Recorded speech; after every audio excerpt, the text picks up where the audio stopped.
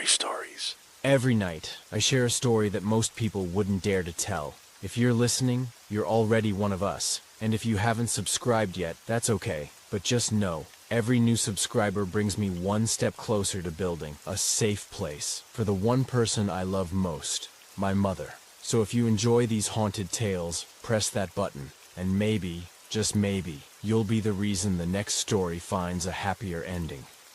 My name's Tom. I'm 28. I drive trucks for a living. If you're reading this, maybe you're wondering why I left the logbook open. Maybe you found the recording in the glove box. Maybe you just want to know where I went. This is my story. My last trip, the one they told me not to take. I was 3 hours out of Portland when the call came in. Dispatch offered me a new route, one off my usual grid, said it paid double.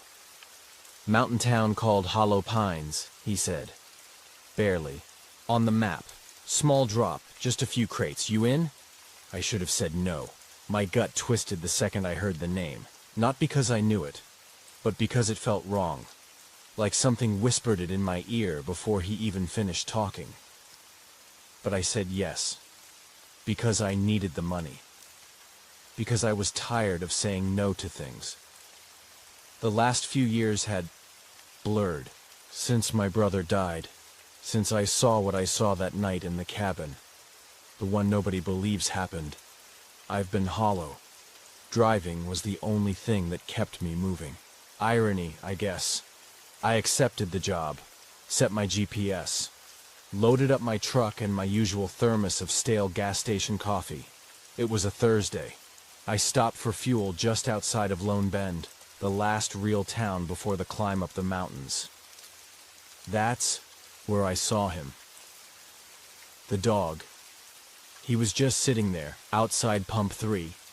A mutt, dirty fur, one ear torn. But there was something in his eyes. Not fear, not friendliness. Recognition. Like he'd seen me before. He stood, approached, and barked. Once, not at me, at my truck. Then he growled at my map.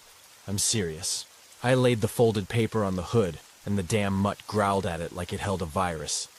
An old man in flannel passed by and said, "You headed north?" I nodded. To Hollow Pines? Yeah. He looked down at the dog, then back at me. That dog doesn't growl at much. You should listen. I camped that night on the side of Route 14, just before the ascent. There's no motels up that way, and I don't do well in hotels anyway. Too quiet. Too many mirrors. I left the windows cracked, locked the doors, tried to sleep. That's when I heard it. Laughter. Soft. High-pitched. Not playful. Not like a kid enjoying recess. More like one watching something fall from a great height. I sat, up, heart hammering, and looked around. Nothing. Just fog and trees. Then I looked in my rearview mirror, and I saw movement. Small figures. Just out of the light. Running. I opened the door, slammed it shut behind me, and flashed my beam across the road. Nothing. No footprints. No breeze. Just that feeling in my stomach. Like something forgot to leave. The next morning, I stopped at an old roadside diner before heading higher. Place called Janie's Fork. Inside, it smelled like burnt coffee and regret. My kind of place. I asked the guy behind the counter if he knew Hollow Pines. He stared at me too long before nodding. Yeah, he said. Folks still go there? Apparently, he wiped the counter like he was trying to erase it. Don't go alone, he said, and don't stay past dark. Why? He looked out the window. Some places are just watched, you know? Things out there that don't like strangers. He gave me coffee on the house. I didn't drink it.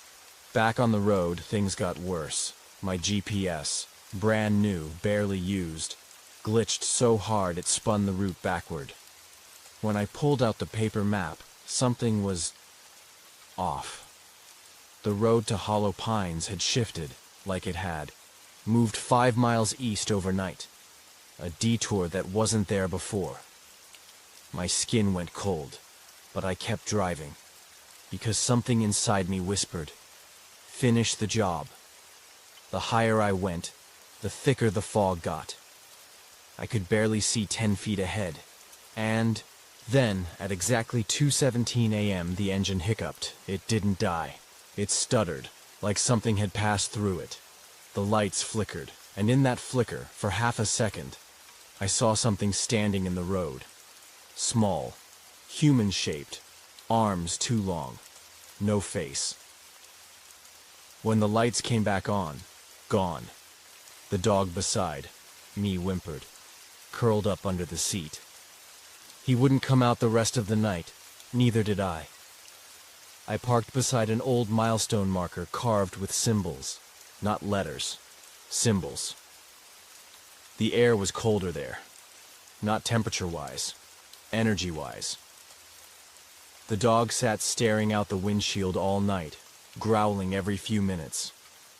I didn't sleep. I just kept hearing the sound of bare feet running across the roof. Again and again, they told me not to go. Even the dog tried to stop me. But I drove toward Hollow Pines anyway, because something deep in my bones told me the truth was out there, and maybe part of me wanted to be taken. I crossed into Hollow Pines at sunrise, if you can call that pale, sickly light the sun. No welcome sign, no paved road, just a crooked wooden arch that looked like it would collapse if you breathed on it too hard. Beneath it, carved letters in a language I didn't recognize. The dog wouldn't step past it. He stayed at the edge, whining, then ran off into the trees. I never saw him again. I should have turned back right there, but I didn't, because I saw a girl standing in the field ahead, and she was waving. The village looked abandoned from a distance. Roofs sagged, windows broken, fences falling into rot. But the moment I pulled in, people started appearing. Children, mostly. Dozens of them, playing in the fog. They weren't scared of me. They waved, smiled, laughed in unison. Their eyes didn't match their smiles. One little boy couldn't have been older than 8, walked right up to my truck window and said, "You brought the wrong delivery." I stared at him. He blinked once. "You're not supposed to be here yet." And then he ran off before I could respond. I parked near the only standing house that looked lived in, a wooden cottage with red paint peeling off like skin. She opened the door before I even knocked. Middle-aged, pale, eyes too tired for her age. "You're the driver," she said. I nodded. She didn't ask my name, just said, "You should leave before dark. You're not the first who came." Inside, the house was warm but dim. No mirrors, no clocks. She served tea I didn't drink. "They only see you if you don't believe," she said. "They like the ones who doubt." I asked who they were. She looked toward the ceiling and whispered, "The ones under the skin." That night, I stayed in the delivery shack. I locked the doors, boarded the windows, but I still heard them. Whispers through the cracks in the wood, small feet tapping on the roof. A lullaby hummed by something that wasn't breathing. I tried to radio for help, dead static. When I opened my logbook to write, the pages were full. Not my handwriting, not my words. Just one sentence, repeated 100 times. "They only want what lives inside." At dawn, I saw her again, the same girl from the field. She was petting the dog that had run from me. He looked different now, too still. His eyes were all black. I approached slowly. "Hey," I said. "Where did you find him?" She looked up at me, and her voice changed. Not childlike anymore.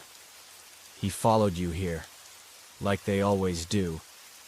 But you brought something darker. What? She pointed at me.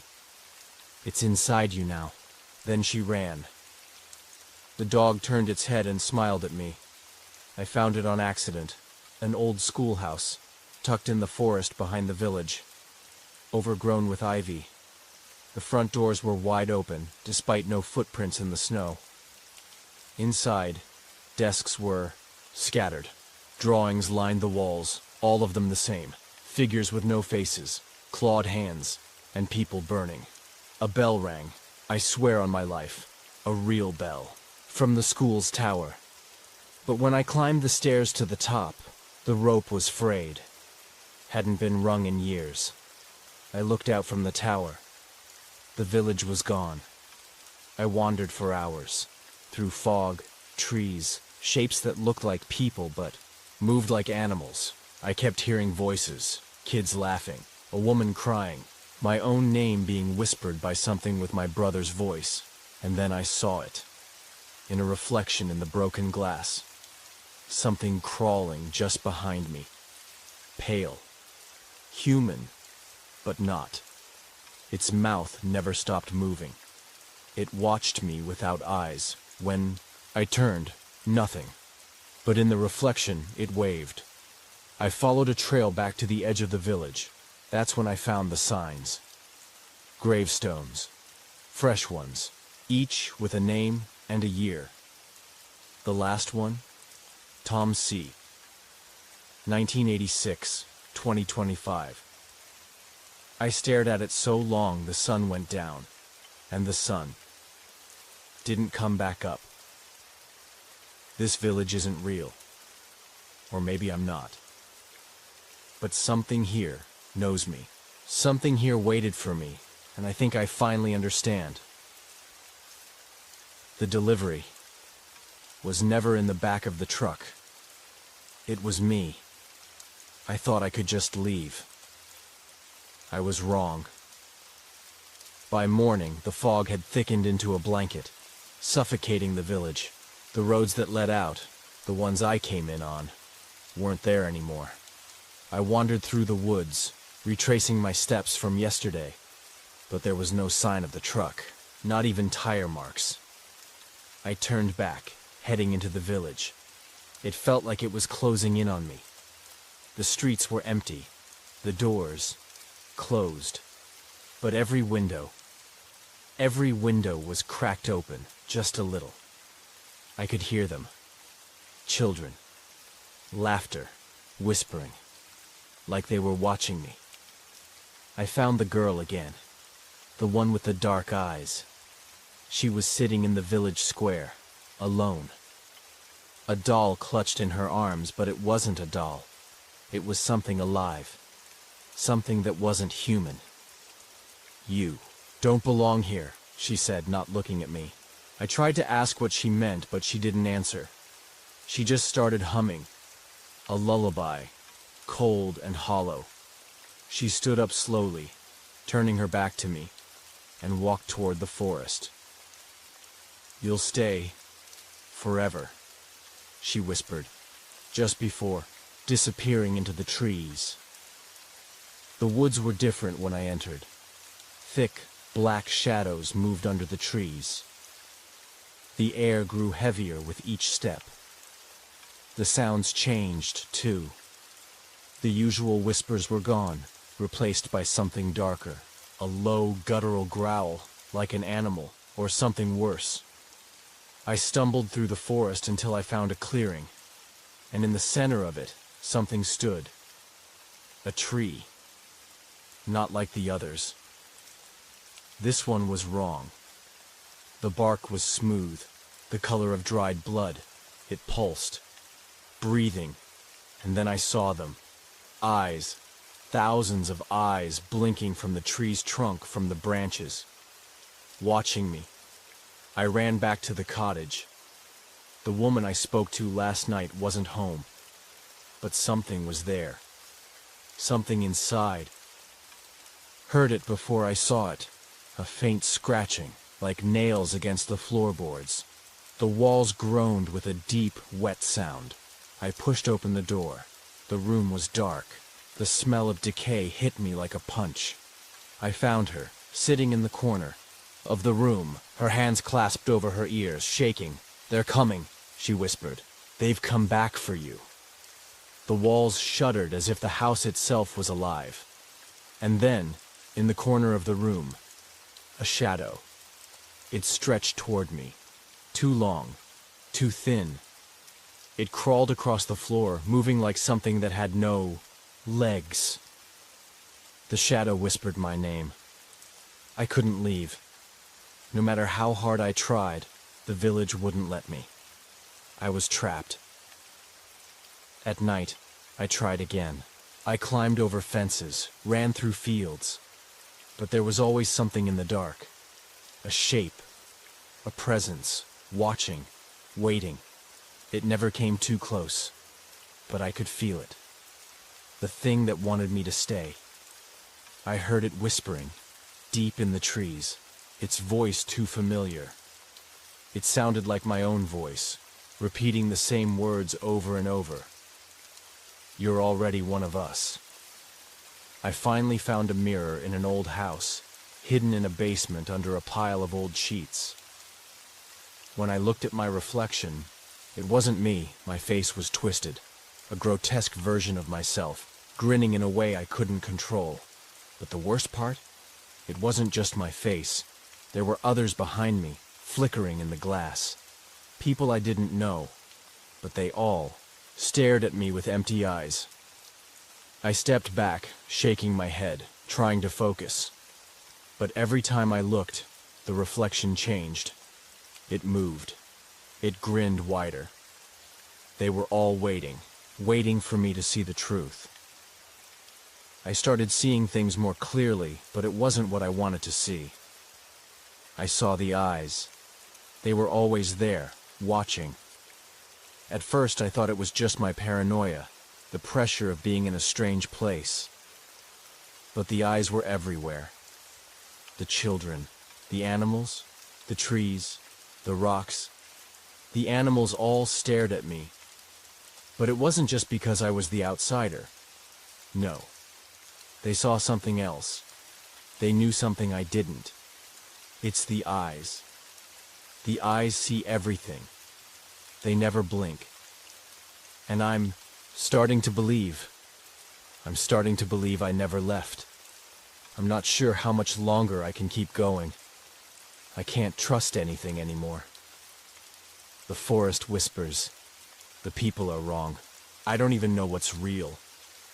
All I know is I'm not alone here.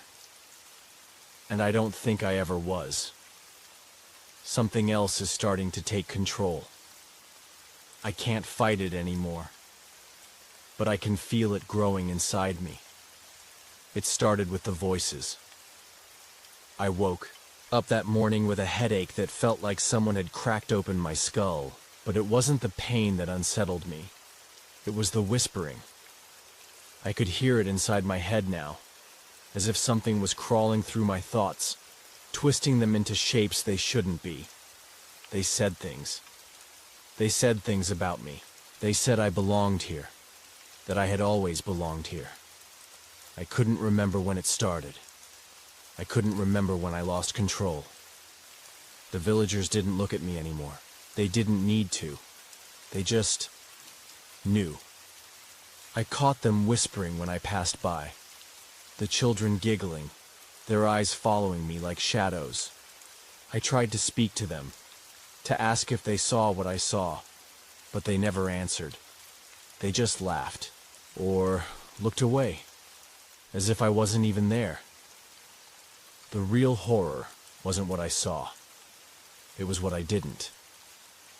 I'm starting to think that I'm not meant to understand, that I'm not supposed to be here.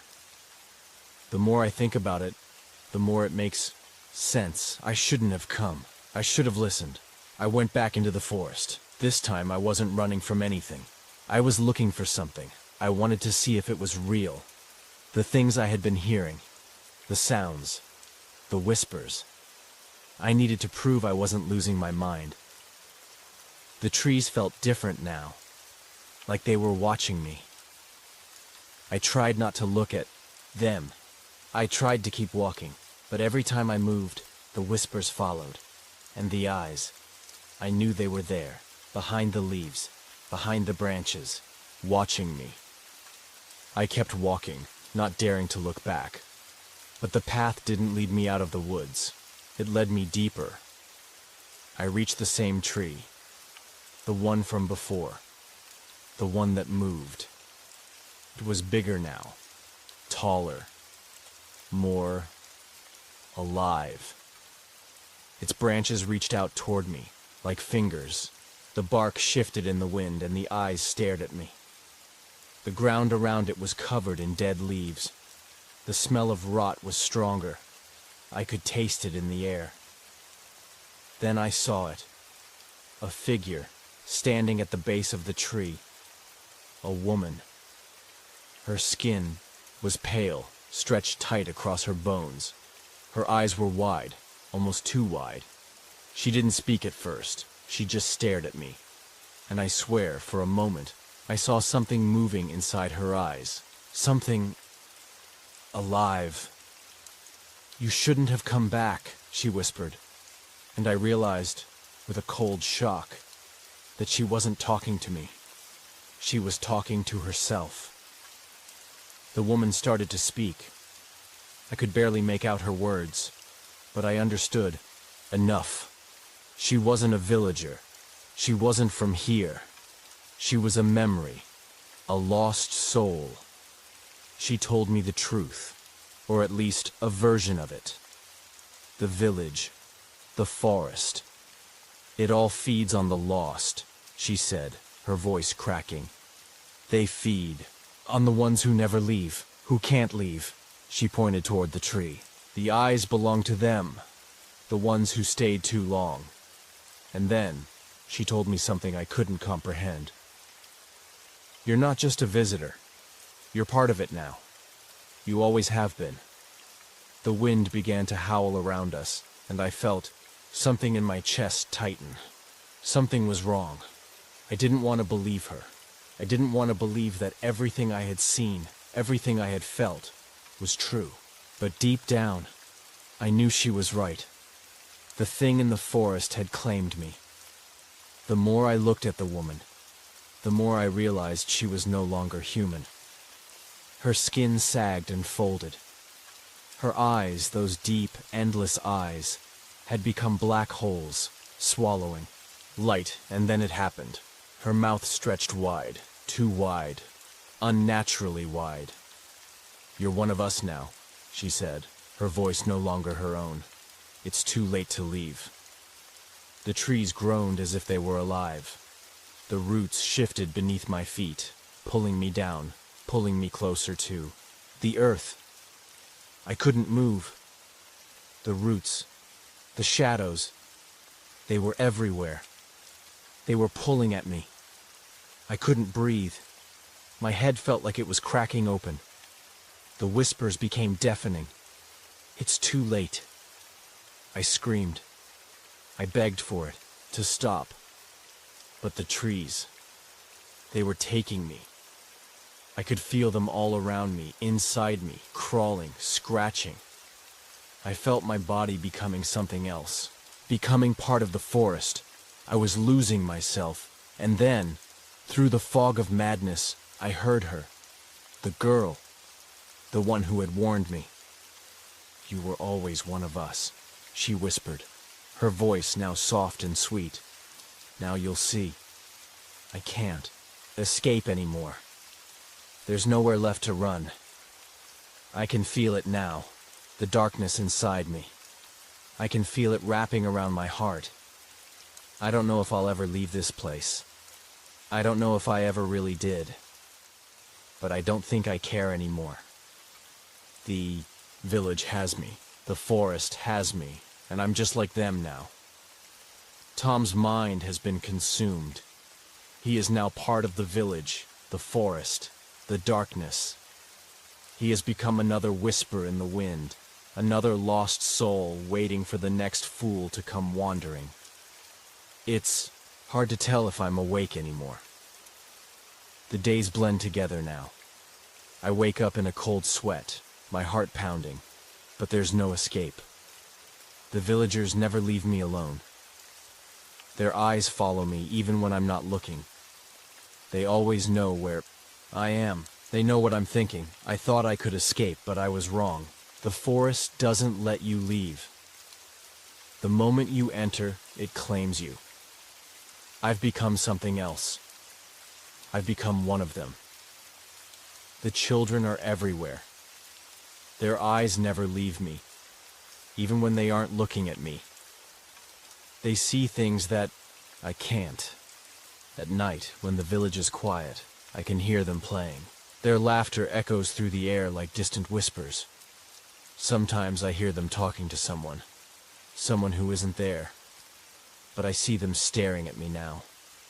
They don't speak to me. They don't need to. Their eyes are full of knowledge. They know what I've become. I've seen the otherworldly beings they talk to, though I can't tell if they are real or if it's just another part of my twisted mind. But sometimes in the darkest corners, I see shadows moving behind them. Things that aren't supposed to be. Then there's the whisper. That low voice, always just out of reach. Always inside my head. Telling me things. It promised me salvation. It promised me peace. It said if I accepted it, it would end the torment. But the whispers never stop. They just change. At first, it was about me, about what I had to do to survive. But now, it tells me things about the village, about the curse that binds us all here. It's not just the forest, it's the earth, the roots, the land itself. All of it is part of something far greater than I could have ever imagined. The entity. It's not just a spirit. It's not just a ghost. It's an ancient living force that feeds on suffering. It's been here for centuries, pulling in the lost, the ones who wander, the ones who never leave. I thought the villagers were cursed. I thought they were trapped here like me. I was wrong. The village wasn't a place that trapped people. It was the trap. A living, breathing thing that lures you in, feeds on your pain, and twists your soul. I see it now. The village doesn't just hold us. It changes us. It takes us into itself and makes us part of its nightmare. The children, the animals, the trees, they aren't just cursed. They are the curse. And now, I understand. The village doesn't just claim your life. It claims your soul, your identity. You become part of the land, part of the darkness. I stood at the edge of the woods last night, staring at the tree where it all began. It was calling to me again. The whispers, the eyes, the cold presence. They want me to join them. They want me to become one of them, to embrace the darkness, to become part of the village's eternal hunger. I can't leave. I don't want to leave, but I have a choice. The whispers tell me that if I offer myself to the forest, to the entity, I will belong. I will never feel pain again. I will never be lost. I'll be at peace. But I know the truth now. The peace it offers is not salvation. It's not freedom. It's slavery. The children gather around me now. They are always there, waiting. Their eyes watch, unblinking, as I make my decision. I could try to fight it. I could scream. I could run. But I know that I don't have the strength anymore. I'm tired. I'm so tired. I've seen the truth. I felt the power of the village, the curse, the entity, and I know that no matter what I do, no matter how far I run, it will always pull me back. This is the end. This is where I belong. I've crossed the point of no return. And now, the village will have me forever. The trees close in on me. The ground trembles beneath my feet. The darkness is all around. I feel the roots curl up around my ankles, and I know that once I'm swallowed, I will be gone, but not forgotten. I'll become another whisper, another voice in the woods, another lost soul to feed the curse. As I stand here, on the edge of it all, I realize the truth. There is no escape. I am part of this place. I always have been. The village will never let me go, and now, it's time for me to join the others. Tom succumbs to the village's power, and the curse continues. He becomes just another lost soul, a victim of the entity that controls the land. The horror is unrelenting, and no one escapes the fate that awaits them in this cursed place. I thought I knew what I was dealing with. I thought the village was just a trap. But now, as I stand here, at the edge of this cursed place, I realize just how wrong I was. It's not just the village. It's the land, the earth, the spirit that has lived here long before I even existed. It was never about survival. It was always about sacrifice. The truth is uglier than I ever imagined. The village, the people, the children, the animals. We were never meant to leave. We were brought here to feed something much older. The entity that controls this place is not of this world. It is a being that consumes souls, one by one, over centuries. I was foolish to think I could outrun it, foolish to believe I could leave it behind. But now, as I understand the truth, I realize the horror that awaits me, and the horror that awaits anyone who crosses into this land. Once you're here, you belong. There is no freedom, no escape, no light, only the darkness stretching into eternity. The villagers are not human anymore. They have been claimed. The moment they set foot in this land, they were marked by the entity. They serve it now, whether they know it or not. The children, those sweet faces, those innocent eyes, they were born to guard the curse. They are the keepers of the land's evil, the ones who ensure that the darkness continues to feed. The animals aren't just pets. They are sentinels, watching over the land and ensuring no one leaves, no one escapes. I've seen it now. The way they look at me, the way they understand things that should be beyond them.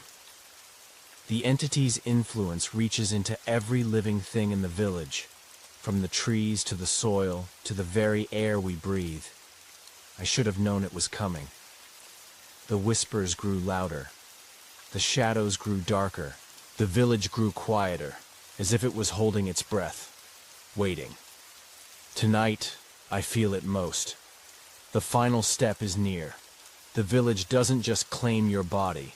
It takes your soul, twists it, reshapes it, until you're nothing more than a part of its eternal hunger. There's no redemption. There's no release. I tried to fight it. I tried to run. But there's nothing left to run to. The forest is endless. The path is a trap.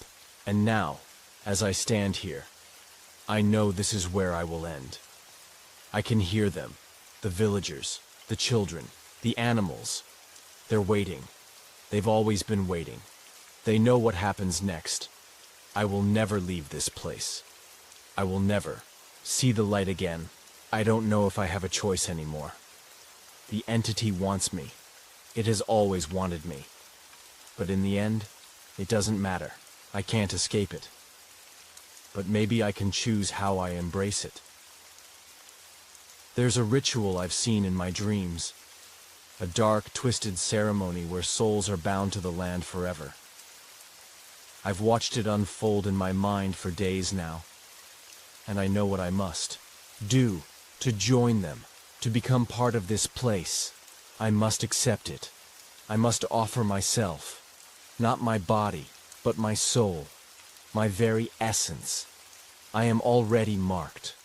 There is no turning back. The children are here. The villagers stand in the shadows. The animals are silent, their eyes locked on me. I feel the pull now, the cold embrace of the entity as it surrounds me. It wraps around me, pulling me closer to the ground, to the earth that has been soaked with the pain of countless others before me. I feel my soul tear, slowly, gently, until I am no longer me, until I am a part of this place, a part of the darkness. The village is watching, the entity is whispering. I am ready to become one of them, to be part of the land's eternal hunger. It's over now. I can feel my body changing. I can feel the earth seep into my veins, my bones. I can feel the curse wrapping itself around me, making me part of something I cannot escape. I am not alone anymore. The villagers are here, with me. The children are laughing, their innocent voices now twisted by the curse. The animals move, around me, watching with empty, knowing eyes. We are all one now, bound together by the entity, by the land. And now I am part of the endless hunger, part of the eternal night. There is no light here. There is only the darkness. The sun had long set, and the cold, restless air clung to my skin as I stood at the edge of the road, staring into the distance. The once bustling city felt like a million miles away now, replaced by the towering, darkened silhouettes of mountains. The group was waiting for me in the truck, their faces tired but eager. "Are you sure about this, Rachel?" Alex's voice crackled over the sound of the truck's engine. He had always been the skeptic, the one who joked around during our previous investigations. But I saw something different in his eyes tonight. He didn't believe in ghosts, but something was haunting him. Something unspoken. I nodded without a word. We had all come here for a reason, to uncover the truth. To see if the stories about the haunted house on the outskirts of town were true. I had heard the rumors, the ones that people were afraid to talk about. They said the house had been abandoned for years, untouched, its walls steeped in blood. But the real story, the one people whispered behind closed doors, was far darker. The house stood there like a forgotten tomb, swallowed by the encroaching forest. As we approached, the cold seemed to intensify, the air thick with an unnatural chill. The truck's headlights cut through the darkness, revealing a tall, decaying structure, an old manor that had seen better days. "Well, here it is," Emma said, her voice filled with uncertainty. She had been nervous about coming, but curiosity had won out. Her eyes darted to the windows, as if expecting someone to be watching from the shadows. We parked the truck and unloaded our equipment. Peter, who had been fiddling with his camera gear, grinned nervously. "Let's get this over with, yeah? The sooner we're done, the sooner we can go back to normal life." But I knew there was nothing normal about this place. I had been drawn to it, haunted by the stories, the unanswered questions. There was something in the house, something powerful that had been calling me. Maybe it was the same thing that had been haunting me ever since I lost my brother. The need to uncover the truth, to find the answers, even if it meant facing the darkness head-on. Inside the house, the atmosphere was stifling. Dust hung thick in the air, and every creak of the wooden floorboards seemed amplified in the silence. The walls were lined with faded portraits, their eyes seeming to follow us wherever we went. I felt it immediately, that heavy presence, that suffocating sensation that made it hard to breathe. It was as if the house was alive, watching, waiting. We set up our equipment in the main room, the largest area of the house. The temperature dropped further as Peter connected the cameras, setting them up to capture any signs of paranormal activity. He placed a recorder in the center of the room, and we all gathered around it, ready to begin. "All right," I said, trying to steady my nerves. "Let's do a simple EVP session. Ask any spirits who might be here to communicate." I switched on the recorder, and for a moment, all we could hear was the soft hum of the air. Then a faint whisper echoed through the room.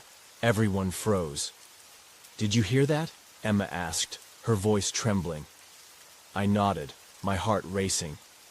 I had heard it too, a voice, distant yet clear, like a child's laughter. We paused, listening intently, but there was nothing more. Just the unsettling stillness of the house. Later that evening, we decided to split up and explore different parts of the house. I went with Alex to the attic, where the air was thick with the smell of decay. The stairs creaked under our feet as we climbed up, the floorboards groaning as if protesting our presence. As we reached the top, I could hear faint scratching noises coming from the walls. Alex laughed nervously, but I could see the unease in his eyes. Something was wrong here, and I wasn't sure if it was the house itself or the growing sense of dread that was seeping into my bones.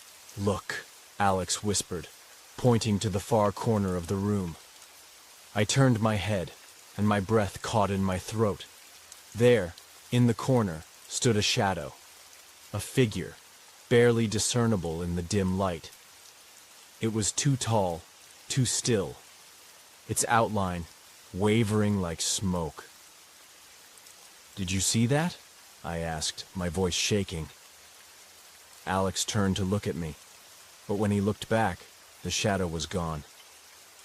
"I don't know, Rachel. It must have been the light." But I knew what I saw, and what I felt. The house was alive, and it was trying to make contact.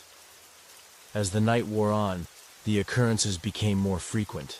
The whispers grew louder, the cold more unbearable. In the corners of my eyes, I would catch fleeting glimpses of figures, children, their faces pale and distorted. They appeared only for a split second before disappearing into the shadows. The house seemed to be playing with us, toying with our minds.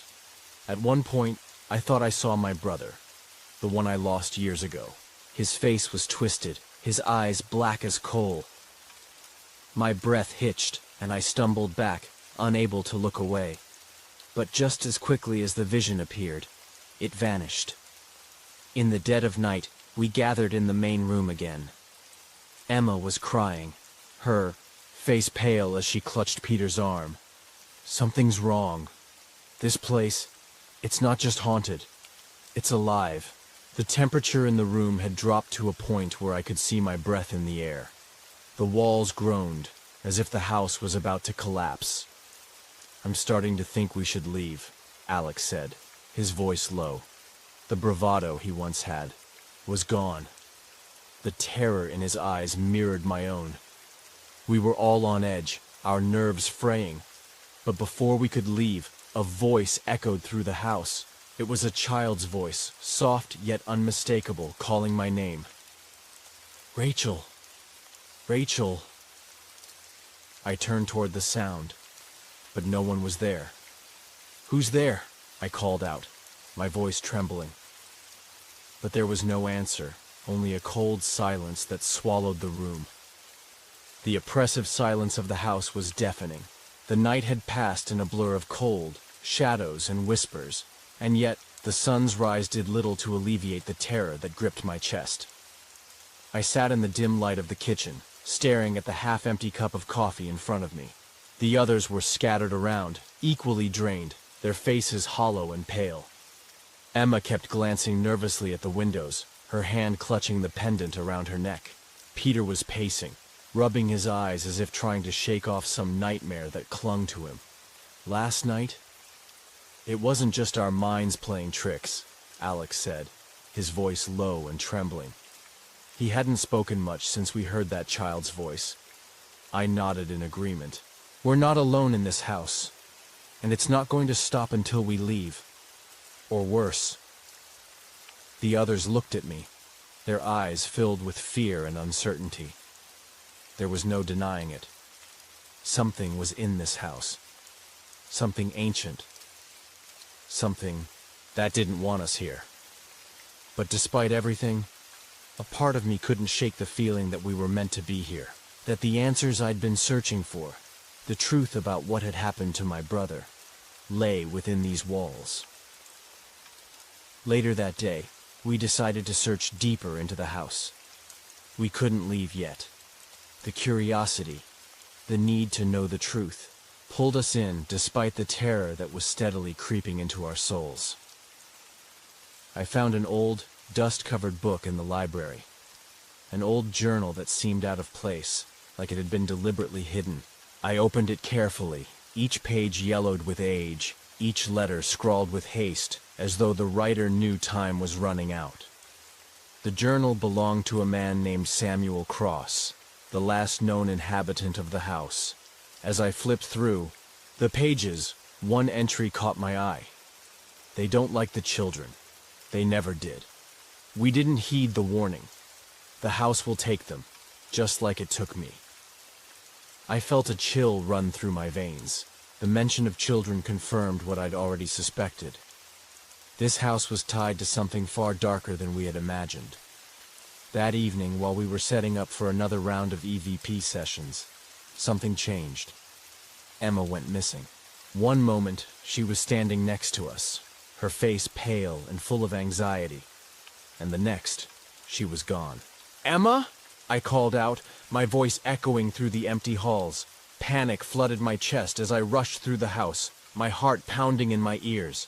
I felt like I was suffocating, like the walls were closing in on me. We searched the house for hours. Her cries, her footsteps, her voice. They all seemed to come from every direction, leading us in circles. The house was playing games with us. "Where is she?" Peter asked, his voice cracking. His eyes were wide with terror, his hands shaking. Alex's face was tight with fear. "It's the house. It's taken her, just like it did with my brother." He said it so quietly, but I heard him. His brother had disappeared under similar circumstances years ago. The same haunting, the same whispers, the same disappearing acts.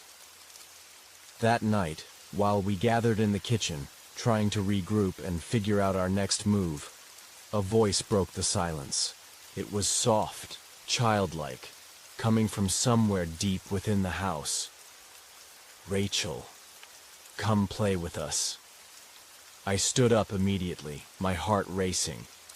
The others froze, their eyes wide with fear. I had no idea where the voice was coming from, but I knew one thing for sure. The children from the stories, the ones who only appeared in the corner of our vision, were not just figments of our imagination. They were real. The sound of footsteps followed, slow and methodical. They were coming. "Closer, stay together," I whispered, my voice hoarse. "Do not separate." But it was too late. Alex, desperate and driven by an urge to uncover the truth, bolted out the door. "Alex, no!" I ran after him, but by the time I reached the front yard, he was gone, vanished into the forest surrounding the house. The darkness swallowed him whole, and I could only hear the faintest echoes of his voice. The night deepened, and the terror in the house became unbearable. The walls seemed to breathe, the floors creaking as if something was moving beneath them. It was no longer just a haunted house. It had become a living, breathing entity, and we were its prey. I knew that whatever it was not finished with us. The house wanted us to stay. It wanted us to unravel its secrets, and it would not let us leave until we did. In the early hours of the morning, I discovered something that would change everything. Hidden in the cellar beneath the house, I found a room that had been sealed off, its door locked with a thick chain. Inside, the floor was covered with strange symbols, and in the center of the room was a ritual circle. The walls were covered with faded pictures of children, their faces distorted and contorted in ways that made my stomach churn. On the floor was a small, broken toy, a doll. I recognized it from the corner of my eye, from the first night when I had glimpsed. "The children! This is it!" I whispered, my voice trembling. "This is what they wanted all along." The house was feeding off the souls of the children. It wasn't just haunted, it was cursed. And we were all trapped in its grip. The silence in the house was deafening, broken only by the soft echo of footsteps as we searched for Emma and Alex. My heart was heavy with dread, but I couldn't bring myself to stop. I had to find them. I had to make sure they were safe. But with every passing hour, I could feel something change. The house was no longer just an abandoned old structure. It was alive. Every creak of the floorboards, every whisper in the dark, seemed to be part of a larger, sinister force pulling us deeper into its web. I can't do this anymore, Peter whispered, his face drained of color, his hands shaking as he clutched a flashlight in his trembling grip. This place, it's not just haunted. It's trying to kill us. I looked at him, my eyes cold with determination. We can't leave. Not yet. We have to find the others. This house, it has something to do with them. And I need to understand why. The others exchanged fearful glances. I could see in their eyes that they were all thinking the same thing. Was it already too late for us? In my desperation, I found myself drawn to the attic. The air was thick with dust, and the walls were lined with old trunks and forgotten items. There, beneath a rotting pile of blankets and old furniture, I uncovered something that made my blood run cold. It was a large, wooden chest, not unlike the ones I'd seen in the journal I'd found earlier. As I opened it, I felt a chill surge through me. Inside was a collection of toys, all broken, all seemingly possessed by a strange, unnatural energy. Dolls, wooden figures, and stuffed animals, each one missing an eye or limb, their faces twisted in grotesque expressions. There was one in particular that caught my eye. A small porcelain doll, its eyes blackened and cracked. I recognized it instantly. It was the same doll I'd seen in the ritual room, the one that had been lying on the floor. But how had it gotten here? As I reached out to touch it, a sudden coldness swept over me. The air grew thick, heavy, and the floor beneath my feet seemed to shift. The doll's eyes seemed to glow, an unnatural gleam in them that sent a wave of nausea through my body. A voice echoed through the attic, a faint whisper. They're here. The children are here. I stumbled back, my breath catching in my throat, my hand tightening around the flashlight. The house was alive, and it was feeding on us. The toys, the dolls, they weren't just remnants of a long-forgotten past. They were the vessels of something dark, something ancient, something far more malevolent than we could have imagined. The atmosphere in the house had shifted dramatically. It was as if a great storm was building. An energy that had been lying dormant for centuries was beginning to stir. The presence of the children, the whispers we had heard, had only been a prelude. That night, I woke to the sound of footsteps in the hallway outside my room. They were soft, almost like the padding of small feet. But when I opened the door, there was nothing there. Rachel. Peter's voice broke the silence. I turned to find him standing in the doorway, his face pale, with terror. There's something in the house. I saw them. The children. They're not alive. The air grew colder. The house seemed to shrink, its walls pressing in as if the building itself was inhaling and exhaling with us. And then, I saw them. They appeared in the shadows, at the end of the hall. Children. Their faces hidden beneath masks. Their bodies, twisted in unnatural ways, moving in a slow, almost hypnotic manner. Peter and I stood frozen, unable to move or scream. It was as though the house had taken our will to fight. The children, they weren't like normal spirits, they were something else. They've been waiting for us, I whispered, the realization sinking in like a weight on my chest. They want us to stay. Peter's eyes were wide with terror. What do they want? They want our souls, I said, my voice barely a whisper. And they won't stop until they have them. As the hours stretched on, I felt the house close in around us. The children were no longer just shadows in the corners of our eyes. They were everywhere. They whispered from the walls, crawled across the ceilings, and their presence became suffocating, filling every room, every crack in the floorboards. We couldn't escape.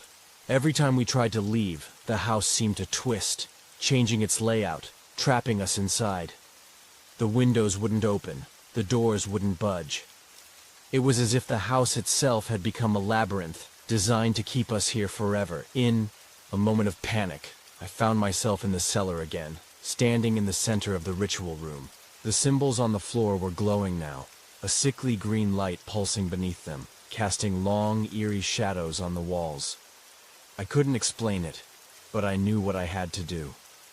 The house was hungry, and it was feeding off the fear, the suffering, but there was a way to stop it. There had to be. The children had once been sacrifices.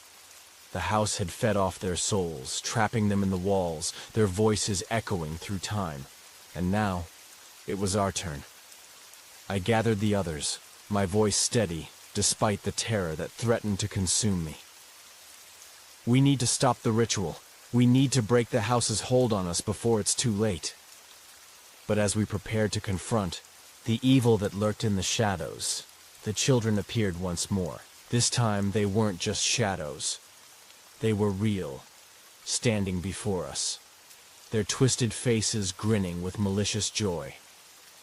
"Join us," one of them said, its voice soft but chilling. "The house needs you." I felt a rush of fear, but I couldn't back down. Not now. Not after everything that had happened. In the final moments, the house revealed its true form. A grotesque, shifting mass of flesh and shadow, a living nightmare. It lunged at us, its tendrils reaching for our souls, but we fought back, desperate to escape the horror it had trapped us in. The darkness in the house had grown more oppressive with each passing hour. It felt as if the very air itself was alive, breathing, watching. The walls seemed to pulse with an unnatural rhythm, the whispers of the children growing louder with every step we took. I tried to steady my breath, but the weight of everything pressing in on me was unbearable. "We have to end this," I muttered to myself, the words barely audible over the oppressive silence. "We can't let it win." But how could we defeat something so ancient? Something that had been here long before us, something that had consumed countless souls and was now targeting us for its next feast. "We need to stop the ritual," Peter whispered, his voice trembling. "But I don't even know where to start." I looked around the darkened hallway, my eyes lingering on the twisted shadows that danced, just out of reach of our flashlight. "The ritual room," I said firmly, though my voice quivered with fear. "It's the key. We need to destroy it before it consumes us all." But as I said it, I knew it wasn't that simple. The ritual room wasn't just a place. It was a doorway, a conduit between our world and whatever dark force had been pulling the strings all along. And if we tried to destroy it, we might just unleash something far worse than we could ever imagine. We began our journey back to the ritual room, each step feeling heavier than the last. The house seemed to shift with us, its structure contorting, in ways that made it feel alive. Hallways that had been open before were now blocked. Doors that had led to safe rooms were sealed tight. The walls themselves felt like they were closing in on us, as if the house was trying to trap us in its grasp. "Rachel," Claire said, her voice shaky as she grabbed my arm. "Something's not right. It's like the house is trying to keep us in. Here." I nodded, my stomach twisting into knots. "It is. The house knows what we're trying to do." The house wasn't just haunted. It was a living, breathing thing that had trapped the spirits of children inside. And now it was trying to do the same with us. Every door we opened seemed to lead us deeper into its heart, a labyrinth of rooms that didn't exist in the house before. The more we ventured, the more I realized that the house wasn't just an old building. It was a prison for lost souls, and it was trying to make us one of them. It wasn't long before we encountered them again. The children. They were no longer hiding in the corners, no longer mere shadows in the dark. Now, they were standing before us, their faces twisted in grotesque grins, their eyes dark pits of emptiness. "We're so close," I heard one of them whisper, its voice a raspy echo that seemed to vibrate through my very bones. "Join us. Stay with us. You'll never leave." Peter stepped forward, his fists clenched. "Get away from us!" But it was too late. The children reached out with hands that were both too large and too small, their fingers long and claw-like, as if they weren't fully human anymore. I saw their eyes flash with malice as they began to move toward us. And then the house responded. The walls groaned, and the floor beneath us began to shake, as if the very foundation of the house was preparing to swallow us whole. But then something strange happened. A sudden silence fell. The children stopped in their tracks, their bodies twitching as if they were being pulled back by an invisible force. "What's happening?" Claire gasped, her voice filled with confusion and fear. I knew the answer before I even spoke it. "The ritual is starting." We arrived at the ritual room, but it was not as we had left it. The symbols on the floor had changed. They glowed with a sickly green light, their edges crackling as if they were alive. The air was thick with the stench of decay, and the room itself seemed to pulse with an otherworldly energy. A figure stood in the center of the room, a tall, dark silhouette with glowing eyes that cut through the darkness like a knife. The figure was the source of the house's evil, the spirit that had bound the children here, the spirit that had kept them trapped in this house, feeding off their souls. "This is where it all began," I whispered, my voice filled with dread. "This is where the house was born." The figure turned its head toward me, its face obscured in shadow. But I could feel its gaze, cold and unrelenting. It knew what we were trying to do, and it wouldn't let us stop it. "Get out of here," Peter shouted, rushing toward the figure. But the air around him seemed to thicken, holding him in place. The figure's voice echoed in our minds. "You cannot stop what has already begun. The children will remain, and so will I. Your souls will become part of this house, and the cycle will continue." I felt the weight of its words sink into me. We couldn't stop it, but we could stop ourselves from becoming part of it. With every ounce of strength I had left, I grabbed the nearby candle and flung it toward the glowing symbols on the floor. The flame hit the symbols, and in that instant, the room erupted in an explosion of light and sound. The air grew thick, like the world was being torn apart at its seams. And then, everything went silent. When I opened my eyes, the room was still. The figures of the children were gone, and the walls had stopped pulsating. The ritual had ended, but I couldn't shake the feeling that something was still watching us. Peter was the first to speak. We did it." But as he looked around, I could see the doubt in his eyes. The house was still here. The energy lingered, thick in the air. The curse had not been fully broken. "We don't know if we've won," I said quietly, "but we have to leave before it comes back." With that, we left the ritual room, our bodies and souls heavy with the burden of what we had just experienced.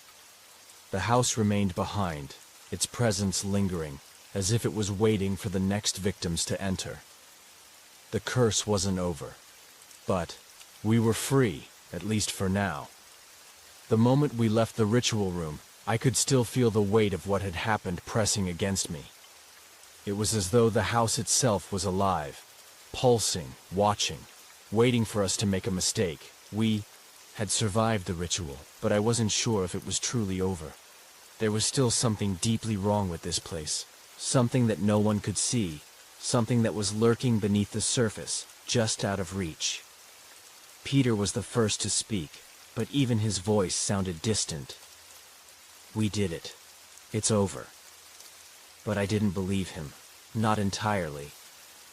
The shadows had not gone. The cold, creeping feeling had not lifted. We had destroyed the ritual, yes, but the house was still here, and the dark energy within it was still very much alive. I glanced at Claire. Her face was pale, her eyes wide with fear. She had seen things, felt things that I hadn't. The house was leaving its mark on all of us. I could see it in her eyes, the way she trembled at the slightest sound. "We need to leave," I said, my voice trembling. "Now, before it gets worse." But even as I spoke, I knew it was already too late. As we moved through the darkened hallways, I could feel the temperature drop, the air thickening with dread. It wasn't just a bad feeling, it was a force. Something intangible but unmistakable. The house wasn't letting us leave. We passed through the same corridors over and over again. The once familiar rooms were now unrecognizable, shifting before our eyes like a nightmare. The doors we had passed through just moments ago were now sealed shut, the walls closing in like a vice. The house had changed. It had learned from our presence. It had grown stronger. "Rachel, I don't think we can escape," Claire whispered, her voice breaking. I looked at Peter, but he was already moving ahead, his eyes wide with panic. His usual bravery had vanished, replaced by raw fear. "The house is alive," I whispered, as the truth settled over me like a cold shroud. "We're not just dealing with ghosts. The house, it's feeding off us. Our fear, our desperation." The walls seemed to breathe. The very floor beneath our feet groaned as if something beneath it was shifting. We weren't alone in this place, not anymore. We were trapped in its web, and there was no way out. As we continued down the endless corridors, something began to happen. At first it was just a flicker, a shadow moving in the corner of my eye. Then it grew more pronounced. I could hear children laughing, soft and faint at first, but then louder, closer. It wasn't real. It couldn't be real. But I had seen them before. I had seen those children. They were trapped here just like us. "Help us," a voice whispered, so faint I almost didn't hear it. But I did. And it came from behind a door I hadn't noticed before. I approached it hesitantly, my heart pounding in my chest. The door was old, covered in dust and grime, but the laughter on the other side was too much to ignore. I had to open it. I had to know what lay beyond. As I pushed open the door, I was struck by the overwhelming sense of dread that hit me. The room inside was dark, but I could make out the faint outlines of old toys, forgotten objects. And then I saw them, the children. Their eyes were wide, staring at me from the shadows. They were smiling, but it wasn't a friendly smile. It was the kind of smile that chilled you to your core. And as I stepped forward, I heard one of them speak. "Join us," it whispered, its voice barely audible over the static in my head. I stepped back, shaking my head, trying to pull myself together. The children were not the answer. They were the key to the curse, the ones who had been trapped here just like us. But they weren't trying to help. They were pulling us into the same fate. "Don't listen to them," I whispered to Peter and Claire. "It's the house. It's all part of the house. It's trying to drag us down." The laughter stopped. Everything fell silent. but I could still feel it. The oppressive weight of the house, closing in on us, suffocating us. Suddenly the walls began to shake again. This time it wasn't a warning. It was the beginning of something far worse. "We need to find the exit," Peter said, his voice panicked. "We can't stay here any longer." I nodded, and we started moving again, faster this time. But it was no use. The house was never going to let us go. We made our way back toward the main hallway, but it felt different now. The walls were closing in, the air growing thick with an invisible pressure. The house was shifting, changing, becoming something darker, something more dangerous. It was alive, and it wanted us. All of us. We reached the central hall, but the front door was now sealed shut. The windows were covered in thick layers of grime, and the shadows seemed to stretch unnaturally toward us. And then I heard it. A whisper, faint at first, but growing louder with each passing second. "Help us. Stay with us." I turned toward the sound, and there they were, the children, standing in the corner of the room. But now their eyes were different. Empty, dark, soulless. Their faces were twisted into grotesque masks of terror. I knew what I had to do. "We have to burn it down," I said, my voice hoarse. "This house, these children, it all has to burn." Peter's eyes met mine, and for a moment, there was a flicker of understanding between us. The house was beyond saving. The only way to escape was to destroy it. We gathered whatever we could find. Matches, a lighter, anything that could set the house alight. And as we stood together, staring at the shadows that watched us from the corners, I knew we were about to make the hardest decision of our lives. We weren't just trying to escape. We were trying to end it, once and for all. As we gathered our courage, our hands trembling as we searched for anything flammable, the house seemed to sense what we were planning. The shadows deepened, thickening in the corners, swirling like smoke. The walls groaned under a pressure that wasn't there before, and the floor creaked ominously beneath our feet. It knew we were going to burn it down, and it wasn't about to let that happen easily, but I couldn't stop. The idea had taken root in my mind, and there was no turning back now. We had to destroy the house, or it would destroy us. The whispers of the children, the twisted faces in the shadows, the feeling of being hunted. It was all part of the same thing. The house was feeding on us, and if we didn't act now, we would never leave. "Are we ready?" I asked, my voice shaking despite my resolve. Peter and Claire exchanged a look, both of them nodding reluctantly. There was no turning back. This was our only option. I struck a match, and as the flame flickered to life, I felt a surge of power, of finality. The house, though alive with malice, was not invincible. We had the power to destroy it. As we set the first flames to the curtains, the house began to react. The fire burned brightly at first, but then the walls seemed to shift, to bend and grow, almost as if the house itself was trying to swallow the flames. It fought back, its malevolent energy trying to smother the fire. But we kept pushing forward, lighting whatever we could, desperately trying to take control. Suddenly, the ground beneath us began to tremble, a deep, guttural sound filling the air. The very foundation of the house was cracking, and I could feel the oppressive weight of its presence press against me like a living thing. And then I saw it. The shadows that had once been playful now turned monstrous, their eyes glowing with a fiery rage. The children who had once begged for help were now screaming, their faces distorted with madness. They had been the house's prisoners, but now they were the ones who served it. They had become its extensions, its claws, its teeth. "No!" I screamed, stepping back. But there was no way to escape. The children lunged forward, their hands reaching for us. They were no longer innocent, and they weren't begging for help. They were here to make sure we never left. The house had turned on us, fully.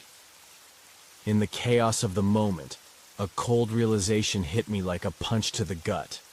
The house wasn't just a cursed place. It was a living entity, a parasite, feeding off the fear and suffering of those who entered it. The ritual we had performed earlier hadn't destroyed it. It had only awakened it. We were part of its cycle, the next victims of its insatiable hunger. The truth was more horrifying than anything I had imagined. "Peter!" I yelled, my voice barely audible over the roar of the flames and the screams of the children. "We have to destroy the source, the heart of the house." Peter nodded, his eyes wide with panic, but he understood. We had to find the source of the house's power, the core of its darkness.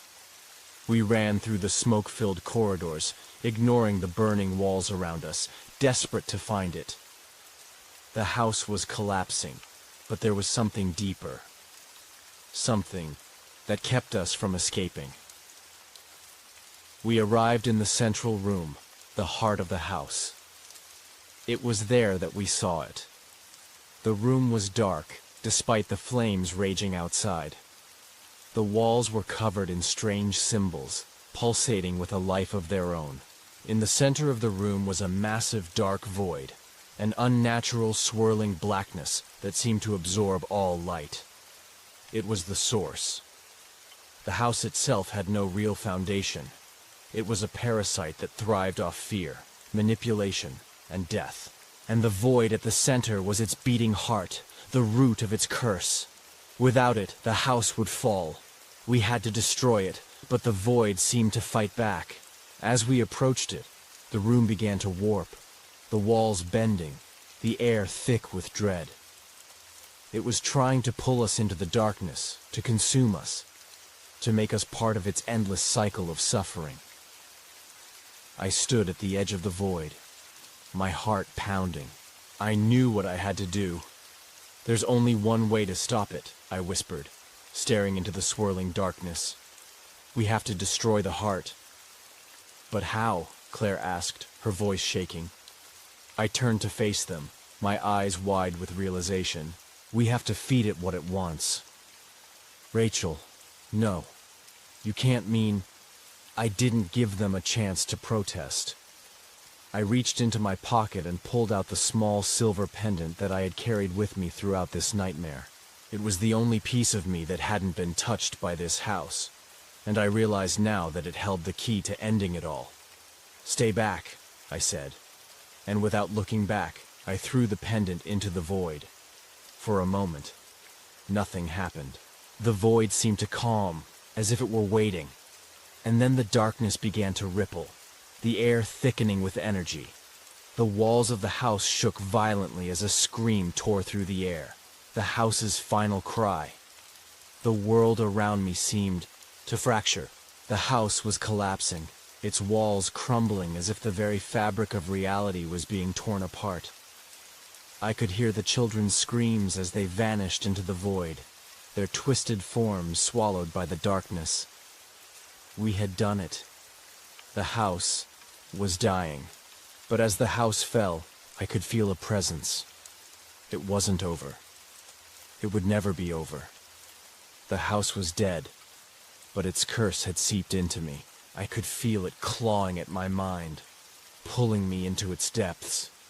"No," I whispered to myself, but I knew deep down that it was too late. I turned to Peter and Claire, but they were already gone, lost to the collapsing house, trapped in the same cycle of horror that I had tried to escape. It's hard to say exactly what pulled me back to this place, my mother's death, or the old house I hadn't stepped foot in for over a decade. But when the call came, the voice on the other end said the words that no one should ever hear. "Your mother has passed away. She was found in the house alone." That was it. No details, no comfort. Only the abrupt announcement and the overwhelming emptiness that followed. I didn't even hesitate. I packed a bag, left everything behind, and drove. The journey back to the house wasn't long, but it felt like time had slowed. The roads that were once familiar now seemed distorted. The trees, once comforting, were now threatening shadows in the twilight. As I approached the old property, it looked exactly the same, decaying, forgotten, my childhood home, now a ghost of what it once was. I stood at the gate for what felt like hours, staring at the crooked structure, the sagging roof, and the overgrown weeds that clawed at the doorstep. The place had always been haunted, but had never imagined that I'd return to it like this. "Mom," I whispered under my breath, my throat tight.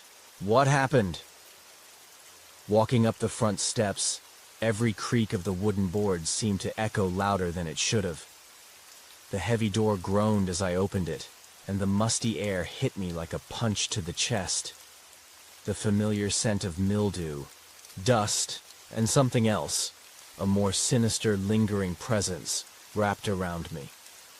I hadn't been inside since I left for college, and now, as I stepped through the threshold, it felt like I had never truly left. The same worn furniture, the same crooked hallway leading into the living room, and the same photographs on the walls, frozen in time. But there was something different now, a heaviness, as if the house itself had been waiting for me to return. Cold draft made me shiver as I walked through the house. There were no signs of struggle, no evidence of what had happened to my mother. The house was eerily silent, too silent. "Mom?" I called out softly, but my voice barely broke the silence. There was no answer. It was then that I noticed the journal on the kitchen table. My mother's handwriting was all over it, the ink faded with time. My heart raced as I opened it. The pages yellowed and brittle. It was filled with strange symbols, words I couldn't understand, and fragmented sentences about the curse, the shadow, and the bloodline. "Why didn't you ever tell me?" I whispered to the empty room. My mother had always been distant, but I had no idea it ran this deep. There were mentions of a family legacy, a force older than anything I could imagine. Was this why she had kept me away from this place? Had she known something was coming? I felt a sudden chill creeping up my spine. That night, the house felt alive, in a way it hadn't before. The wind howled outside, rattling the windows, and the floorboards creaked underfoot. But it was more than that. It was as if the house was watching me.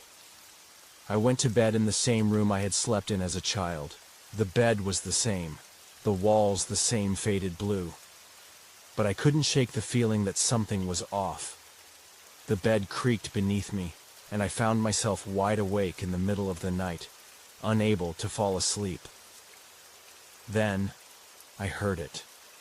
Whispers. Low at first, like a breeze, but soon louder, more insistent. The voice was faint, but it was unmistakable. It was my mother's voice. "Emma." I shot up in bed, heart pounding. My eyes darted around the room, but there was no one there. The whispers continued, and I felt them closer now, like something was right next to me. I reached for the light, but it flickered and died in an instant, leaving me in complete darkness. "Mom?" I called out, my voice barely a whisper. My skin tingled with an icy dread, and I could feel the presence in the room, almost as if something was standing right beside me. My breath came in shallow gasps as I reached for my phone to turn on the flashlight, but when the light flickered on, the room was empty. Nothing. The next day, I tried to focus on what needed to be done. The funeral arrangements, the paperwork, the things that had to be sorted. But the house was consuming me. The more time I spent in it, the stronger the presence became. I was startled when there was a knock at the door later that morning. Standing, there was Lily Williams, my best friend from childhood. She had heard about my mother's death and came as soon as she could. "Emma," she said softly, wrapping me in a hug. "I'm so sorry." but I could tell there was something else in her eyes. Something unease. She stepped inside, glancing nervously around the room as if waiting for something to jump out at her. "You okay?" she asked after a long silence. "Don't know what's going on," I admitted. "It's like the house is alive." Lily nodded, her eyes wide. "I know. It's been that way for years. Ever since... well, you know." I stared at her, unsure of what she meant. She seemed to hesitate, glancing toward the dark hallway. "Emma, I think your mom was trying to protect you," she said in a low voice. "I've been here before, when we were kids. This place, it's cursed." I felt a chill run down my spine. Cursed? What was she talking about? Lily was always the superstitious one, but I had never taken her warnings seriously. Yet now, something about her words made the hairs on the back of my neck stand up. That night, the whispers returned, louder this time. They seemed to come from every corner of the house, echoing in my mind and causing a tightness in my chest. I knew Lily had heard them too. She wasn't sleeping either. We sat in the living room, both of us on edge, trying to rationalize what was happening. "Do you hear that?" I whispered. Lily nodded, her face pale. "It's the house. It's calling to us." I shook my head, refusing to believe it. But deep down, I couldn't ignore the truth any longer. There was something in this house, something that had been waiting for me. Something that had been waiting for my mother. Suddenly the lights flickered, and the room was plunged into darkness. I gasped, but Lily quickly grabbed my hand. "We have to leave," she said urgently. "I don't know how much longer we have before it comes for us." But it was too late. The air grew colder, and a shadow moved across the room. It was too large, too dark to be natural. It whispered my name. "Emma. Emma." I froze, my heart racing in my chest. The morning after Lily's arrival felt almost like a blur. The house was eerily still, a stark contrast to the whirlwind of thoughts that spun in my mind. I tried to focus on what I needed to do, but my body felt heavy, as if the air itself had thickened. The house was not only old and decrepit, it was suffocating. Lily and I spent the day sifting through my mother's belongings, but I found it impossible to concentrate. Each room we entered seemed to have its own story, its own shadow. I couldn't shake the feeling that I was being watched, the hair on the back of my neck standing at attention with every step I took. Even when Lily was next to me, there was a subtle pressure in the air, like the walls themselves were closing in. We found old photographs, many I'd never seen before. The house had been a place of dark memories. But seeing these images of my mother, so much younger and vibrant, felt like I was invading her private world. The faces in the pictures stared back at me with such intensity, almost as if they were pleading for me to understand something I wasn't ready to grasp. "Emma, look at this." Lily's voice broke through my reverie. She was holding an old photo album, one I didn't recognize. The pages were brittle and yellowed with age. The pictures inside were blurry, fading, but they told a story, my mother with other people. But it was the final photograph that made my heart stop. In the last photo, my mother was standing in front of the house, smiling. But her eyes were not normal. They were hollow, vacant. I felt a wave of nausea wash over me. "I don't understand," I whispered, clutching the photo in trembling hands. She never spoke about these people. Lily stared at the image with a knowing look. "Your mom never wanted you to know. She kept a lot of secrets. But it's not just the people in the photo. It's the house itself." "What do you mean?" I asked, my voice tight. "The house. It's been cursed for generations. Lily replied, her gaze flicking toward the dark hallway that led to the upper floors. I thought it was just superstition when we were kids. But now, I don't know anymore. There's something here, something that shouldn't be. That night, things took a darker turn. We decided to sit down and talk, really talk about what was happening. The whispers had come again, but this time they weren't just whispers. They were calls. Calls that felt like they were coming from deep inside the walls of the house. Emma, Lily said quietly, her voice trembling. This isn't just your mom's ghost. Whatever is here, it's much older. It's connected to your family. To you. I couldn't understand what she meant. My mother had always been distant, a woman with her own struggles. She'd never told me anything about dark forces, curses, or family secrets. But now, as Lily spoke, I realized there were things my mother had tried to protect me from, things I wasn't ready to face. Let's get out of here, I urged, standing up. The air in the living room was suffocating, the temperature dropping as the night wore on. But Lily shook her head. We can't. Not yet. The words were barely out of her mouth when the temperature plummeted even further. I saw my breath fog in front of me, and the hairs on the back of my neck stood up. The house groaned, the floorboards creaking in a way I hadn't heard before. Suddenly the lights flickered, and the room was plunged into complete darkness. The whispers returned, louder now, closer.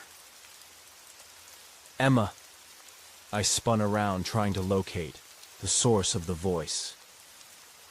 But all I saw was a shadow, shifting, moving toward me. I reached for my phone, desperate to turn on the flashlight, but it was as if the very air was pressing down on me, suffocating me. And then, in the pitch-black darkness, I felt a cold breath on my neck. I froze, too terrified to move. My body went rigid with fear. Something was behind me. Lily screamed, her voice breaking the tension in the air. It's here! It's come for us! The shadows in the room deepened, the whispers growing louder until they were deafening. Then, a cold, almost unnatural laugh echoed through the room. It wasn't human. The next morning, neither Lily nor I slept. The shadows lingered, a constant reminder of the terror that had gripped us the night before. I couldn't escape the sensation that something was following me, watching me from every corner. I didn't want to believe in ghosts or curses, but what had happened last night was undeniable. Lily and I decided to explore the house further, searching for any clues my mother might have left behind. We found an old chest in the attic, its hinges rusted and creaking as we opened it. Inside, there were more journals, written by my mother, filled with cryptic notes and drawings. But one entry caught my eye. The entity, it read. It watches. It waits. Only the bloodline can end it. I felt a shiver crawl up my spine. The bloodline. Was this why my mother had kept me away from this place? Was I the key to something, much darker than I had realized? Lily leaned over my shoulder, reading the words as I did. I think this is it. This is what your mom was trying to warn us about. Suddenly the temperature dropped again, more intense than before. I turned around quickly, expecting to see someone, or something, but the room was empty. But I could feel it. Something in the air. The entity was close. Emma, listen to me, Lily whispered, her voice trembling. We have to face it. We can't keep running. It's too late. I nodded, even though my heart was pounding in my chest. The house seemed to press in on us from all sides, the walls closing in with every step. And then a voice, a cold, guttural voice, echoed through the house, sending my blood running cold. It wasn't my mother's voice this time. It was something darker, something ancient. Your family is mine. I couldn't escape it. There was no running, no hiding. Whatever was here, whatever was attached to this house, it was part of me now. I was tied to it. Lily and I made a final stand, preparing for the worst. But it was as if the house itself was trying to consume us. Every door was locked, every window sealed. There was nowhere to go. We were trapped. In the dead of night, the entity showed itself. Not just a shadow or a whisper, but a monstrous, twisted version of what we had feared.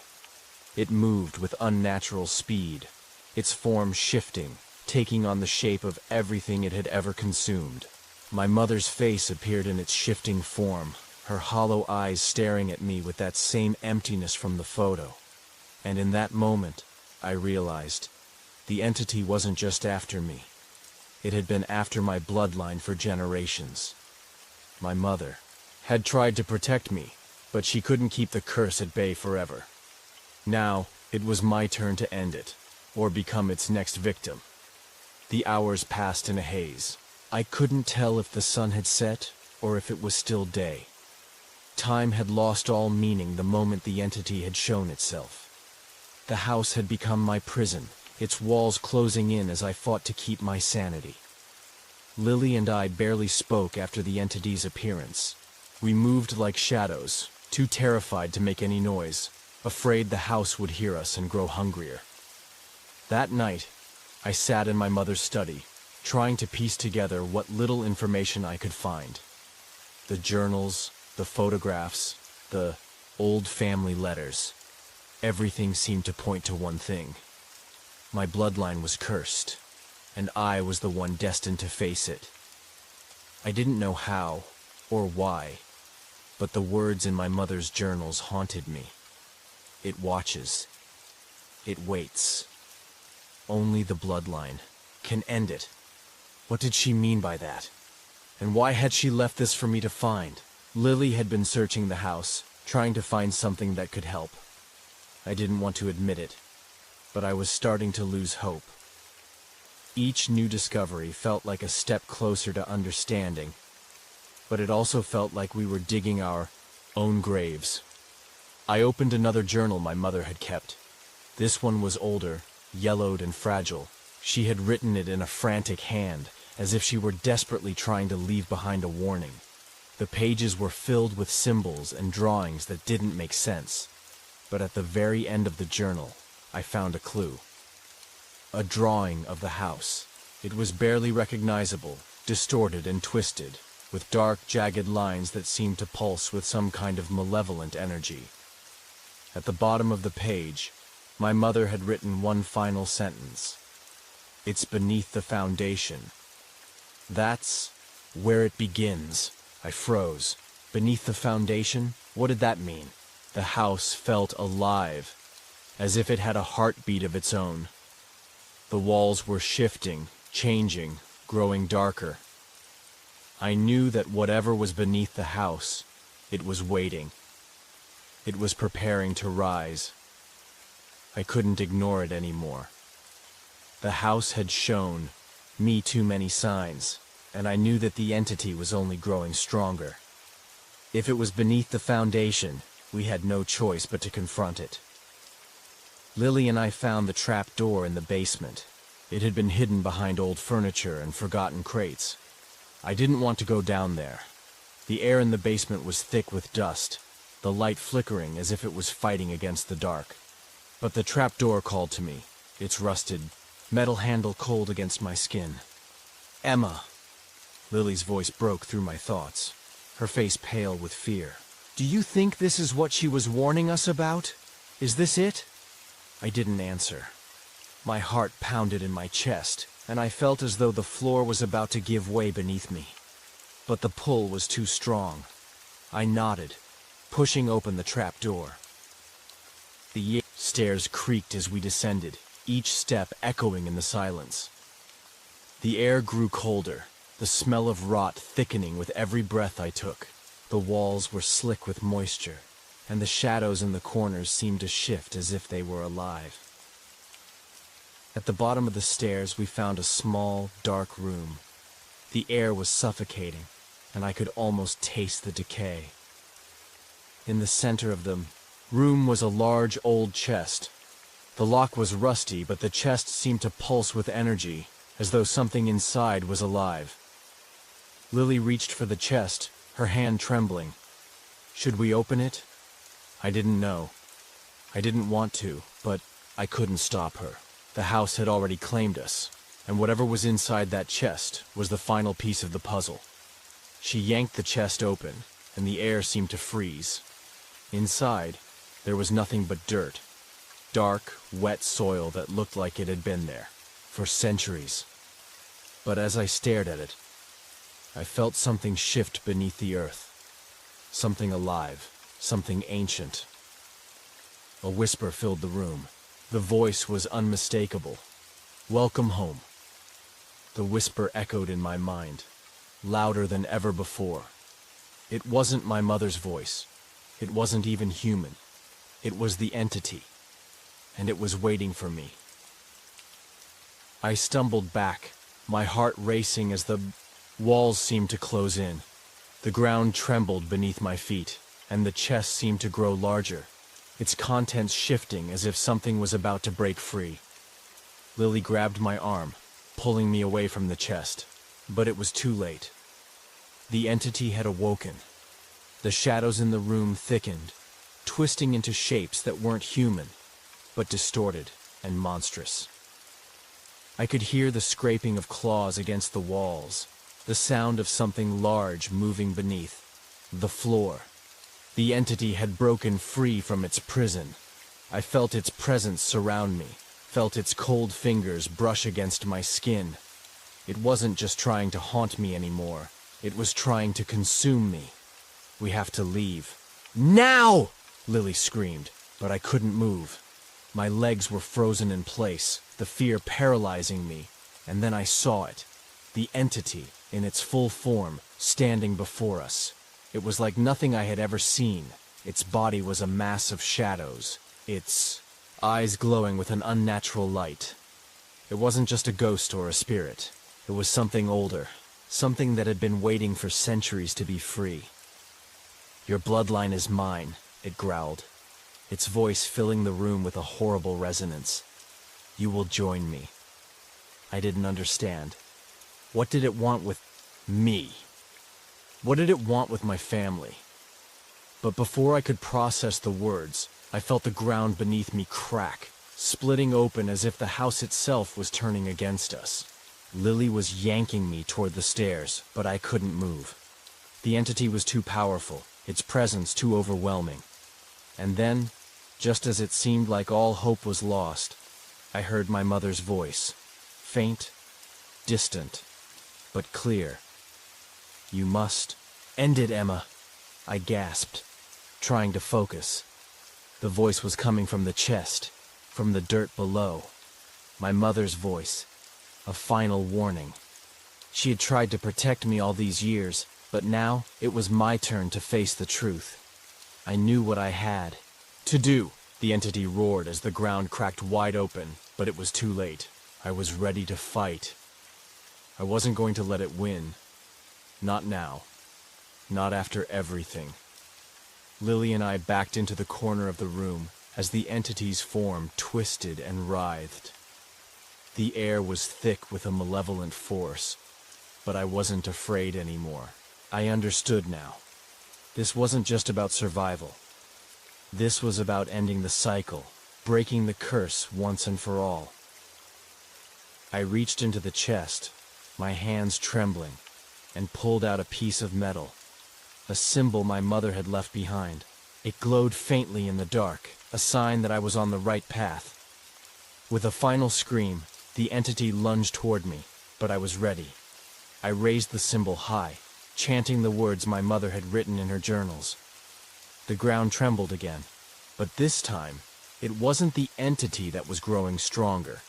It was me. The entity screeched, its form dissipating into the shadows as the symbol began to glow brighter. The room shuddered, the walls cracking, but the entity was fading, and then, just like that, the house fell silent. The air cleared, the shadows retreated. I had done it. The entity was gone, but the price had been high. The dust had settled, but the silence left behind was deafening. The weight of what had just happened hung in the air, thick and suffocating. My heart was still pounding in my chest, but the adrenaline had begun to wear off. I looked around the basement.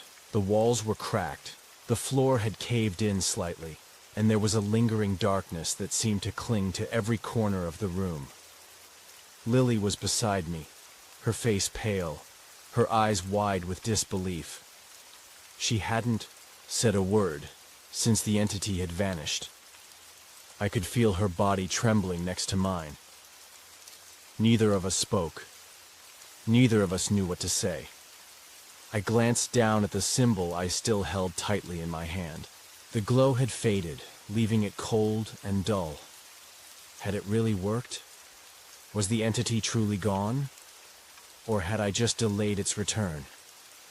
My thoughts spiraled into uncertainty. There were so many questions, but one thing was clear. Something inside of me had changed. For the first time, I wasn't afraid of the house anymore. I knew the entity was gone, and yet there was something else. A feeling deep inside that told me it wasn't truly over. The curse, the evil that had haunted my family for generations, had been defeated for now. But it could come back. It always did. I turned to Lily, my voice hoarse. "What now?" She stared at me, her eyes glassy. "What do you mean?" I swallowed hard. "I don't know. I feel like I haven't escaped anything. The house, this place still holds something, doesn't it?" Lily took a long breath, her voice shaky. "Maybe the entity is gone, but that doesn't mean the house is healed." She was right. The house had been warped by the entity, its foundation twisted by the evil that had resided within. Just because the darkness had dissipated didn't mean that everything was fine. I couldn't shake the feeling that the house itself was still alive, its walls filled with secrets that were buried deep, waiting for someone to uncover them again. We left the basement, leaving behind the remnants of the entity's grip on the house. The staircase creaked under our feet as we climbed back up to the main floor. The house felt empty now. The weight of the evil presence lifted, but something still gnawed at me. As I walked through the halls, my mind replayed everything that had happened. The entity's terrifying whispers, the shadows that had clawed at my skin, the crushing weight of the curse. But most of all, I couldn't forget the journals, the warnings my mother had left behind, the feeling that I had been chosen to end this. It haunted me. There were still so many unanswered questions. My mother's journals had hinted at something more, something that I wasn't ready to face yet. But deep down, I knew I had to. The entity might have been banished, but there was still evil lingering in the corners of this house. Evil that needed to be understood if I was ever going to truly escape it. That night, after everything had settled, I sat down in the living room with the journals. Lily had gone upstairs to rest, but I couldn't shake the feeling that there was more to this story, more that I needed to uncover. I needed to understand why my family had been chosen, why we had to carry the burden of this curse. I began reading the last of my mother's journals, the one that had been the most cryptic. The entries seemed to be written in haste, as if she had been running out of time. But one entry, buried deep in the middle, caught my attention. The house is not the true prison. The true prison lies within the bloodline. Only those who face the curse head-on can break it. The others, those who attempt to escape, will remain here forever. I read it again. The true prison, the bloodline. Was I truly free? Or had I just begun to understand the depths of the curse? The days that followed were filled with an eerie calm. The house seemed normal again. No more shadows in the corners, no more whispers. But the more I thought about it, the more I realized that the entity's defeat had been only the surface. My mother's journal had warned me the house was not the true prison. The curse was much more insidious than I had ever imagined. Lily and I spent our days combing through the rest of the house. The walls, the floors, the attic, all of it had been untouched for so long. We found more journals, but they didn't offer much more than what we already knew. The entity had been sealed within the house for generations, its power slowly growing, feeding off the fear and sorrow of the family members who had lived there. But nothing explained why it had chosen us, or why my family had been tied to it. One night, as I walked through the hallway toward the kitchen, I felt a strange sensation wash over me. The house was quiet, too quiet. And then, as if in response to my thoughts, the temperature dropped. I felt it, like a cold hand brushing against my skin. Suddenly the lights flickered, casting long, dark shadows against the walls. My heart began to race, but I refused to be afraid. I had faced the entity. I had confronted it. I was stronger than this. But then, a voice. It was soft at first, almost a whisper, but it grew louder. You can never leave. The voice was familiar, like a memory just out of reach. I froze, my breath catching in my throat. Was it the entity? Had it returned? But when I turned around, there was nothing. Only darkness. I shook my head, trying to clear the fog in my mind. No, it couldn't be real.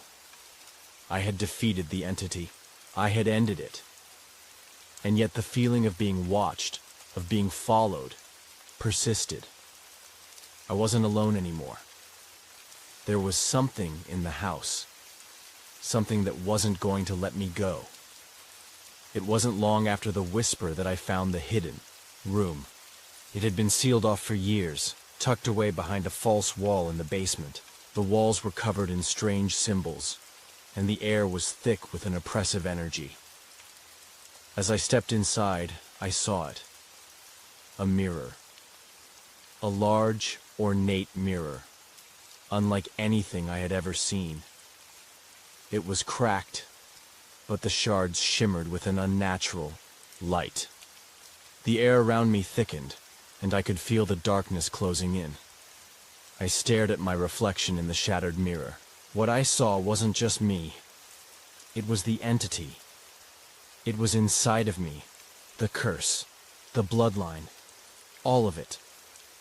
The mirror showed me the truth. I hadn't defeated the entity at all. I had become it.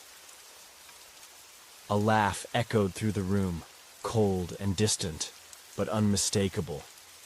My mother's voice. The house never lets go. Neither will you.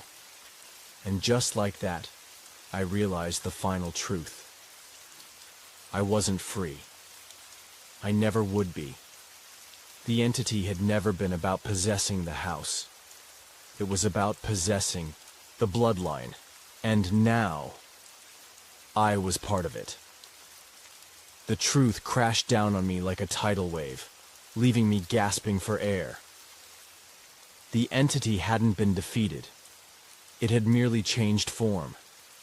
The curse that had plagued my family for generations had woven itself so deeply into the fabric of my being that there was no escaping it. It had chosen me, not because I was strong enough to end it, but because I was the next in line to carry its burden. The mirror still hung in the basement, its shattered pieces reflecting my face over and over again, each fragmented image a reminder of what I had become. I stood in front of it for hours, staring at the reflections of myself, my eyes dark and hollow, my face gaunt, as though I was no longer truly human. Lily had stayed away for most of the day, keeping to herself upstairs. I hadn't told her about the mirror or what I had discovered. How could I?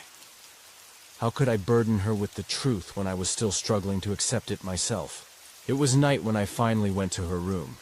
Her eyes were red from lack of sleep, but she smiled when I entered, relief evident on her face. She thought I was still myself, that I hadn't changed. But she was wrong. "Are you okay?" Lily asked, her voice trembling slightly as she stood up. I couldn't answer her right away. My mind was clouded with dread, and I had no idea how to explain the horror that was now a part of me. How could I tell her that we were still trapped? That there was no way out of this nightmare? I began, but the words wouldn't come. How could I tell her that the very house we had tried to escape was now inside me, that its evil had become a part of my soul? Lily took a step forward, concern written across her face. "You're not okay, are you?" I shook my head slowly, my heart heavy with guilt. She deserved the truth. "No, I'm not okay, Lily. I've become something I don't understand." She frowned, taking my hands in hers. "What are you talking about?" I led her downstairs to the basement, my steps slow, as if every part of me was dragging a weight behind it. When we reached the mirror, I stopped, feeling the oppressive presence of the entity closing in around us. I looked at the shattered pieces, at my face staring back at me from every angle. "Look at this," I said, my voice barely a whisper. "This is who I am now. This is what we've become." Lily's eyes widened as she looked at the reflections, and then back to me. "No, this can't be real." "It's real," I replied, my voice hardening. "I've become a part of the curse. We're both trapped. There's no way out of this, Lily. It's in me now." Tears welled up in her eyes as she looked at me, her hand trembling as she reached for my arm. "We can fight this. We can still get out.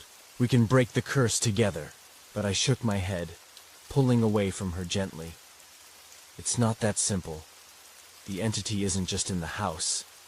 It's in my blood, in my soul. I'm carrying it with me now." Lily's face crumpled as she realized the weight of my words. "No, there has to be something we can do. We can find a way out." I closed my eyes, feeling the exhaustion from the ordeal settle deep in my bones. "I don't know if we can anymore.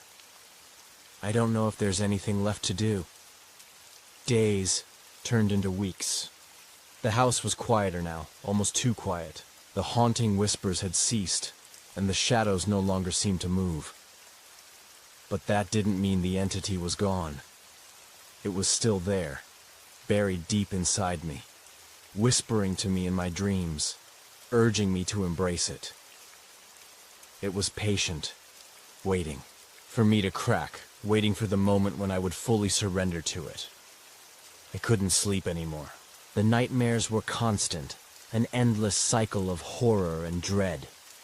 I would wake up in cold sweats, my heart racing, the fear still lingering in the pit of my stomach. Lily tried to comfort me, but I could see the fear in her eyes as well. She was beginning to realize what I had already known. We weren't going to escape. One night, after another restless sleep, I woke up to the sound of footsteps in the hallway. My heart jumped into my throat. I wasn't sure if it was a dream, or if something real was happening, but the house felt alive again. I stepped out into the hallway, and as I walked toward the stairs, I saw her. Lily was standing at the foot of the staircase, her face pale, her eyes wide with terror. "It's here," she whispered, barely able to get the words out. I followed her gaze, and my breath caught in my chest. The air around us seemed to ripple with a dark energy. The walls felt as though they were closing in, the shadows stretching, distorting into shapes that seemed to move on their own. The entity was back. I could feel it inside me, pushing against, my skin clawing at my insides. It wanted out, wanted to take over completely, and I didn't know how much longer I could hold it back. "Lily, you need to leave. Now," I said, my voice shaking. No, she whispered, shaking her head. We face this together. I won't leave you. But I knew what was coming. I knew that if she stayed, she would be dragged into the darkness with me. I couldn't let that happen. She had to escape before it was too late. The house was alive with whispers now, filling every room with a sense of impending doom. The entity was moving, drawing closer, and I could feel it more and more each day. It had been waiting for me, waiting for the moment when I would no longer be able to resist. Lily and I stood in the living room, the house around us vibrating with an otherworldly energy. I had spent days researching everything I could find about the entity, hoping for some sort of answer, some way to end it once and for all. But all I found were more unanswered questions, more signs that there was no escape. The curse was eternal.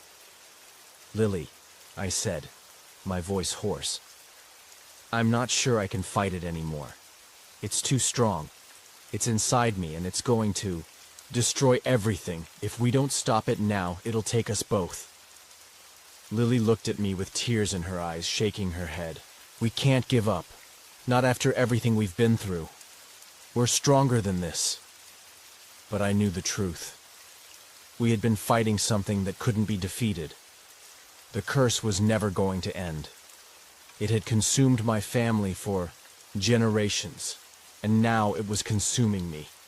I'm sorry, Lily, I whispered, my voice breaking, but I can't do this anymore. You have to leave. She looked at me, her face a mixture of fear and sorrow, and then she turned and ran. I couldn't watch her go. I couldn't bear the thought of her getting caught in the same nightmare that had claimed me. And then, with the last ounce of strength I had, I made a choice.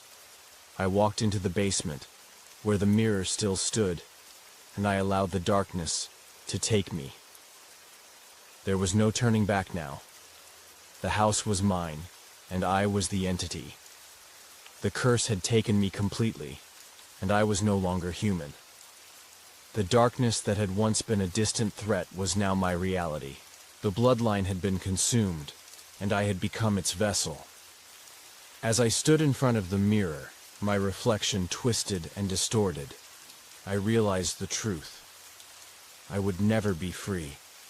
The curse would live on in me, and it would claim anyone who dared to try and escape. Lily would never be safe.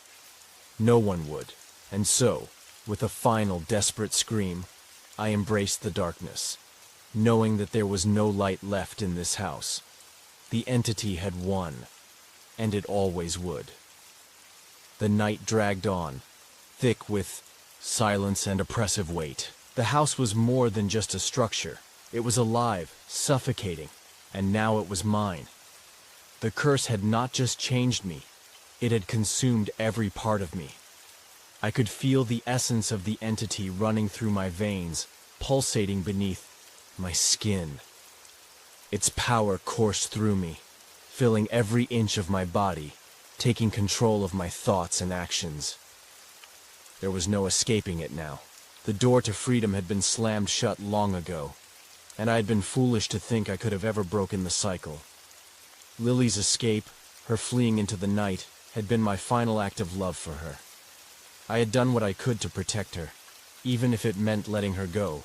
But now, the horror of it all weighed too heavily on me. The mirror, once a mere reflection of the past, now felt like the gateway to something deeper, darker. It called to me, pulling me toward it like a magnet, drawing me into its depths. The distorted figure staring back at me was no longer the person I had once been. I was something else now, something far worse. The house creaked around me, the shadows shifting in strange, unnatural patterns. I felt the presence of the entity everywhere, like it had become part of the very air I breathed. It whispered to me constantly, its voice soft and insistent. I didn't want to listen, but it was all I could hear now. I stood before the mirror, staring into the fractured pieces of my reflection. The room around me seemed to blur, as if the very fabric of reality was warping.